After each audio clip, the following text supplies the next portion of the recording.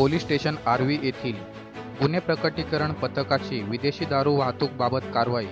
Police station Arvi, जिल्हा वर्धा येथील गुन्हे प्रकटीकरण पथकास दिनांक 3/7/2025 रोजी गुप्त बातमीदाराकडून मिळालेल्या खात्रीशीर माहितीवरून वर्धा टी पॉइंट आर्वीजवळ पंच व पोलीस स्टाफच्या मदतीने विदेशी दारू वाहतुकीबाबत नाकेबंदी केली असता नाकेबंदी दरम्यान खबरेप्रमाणे एक इसम वेगाने आर्वी शहराकडे येत असल्याचे दिसल्याने त्यास थांबून त्याचे नाव व पत्ता विचारले असता त्याने त्याचे नाव रवींद्र नरेश मसराम, वय 28 वर्ष असे सांगितले.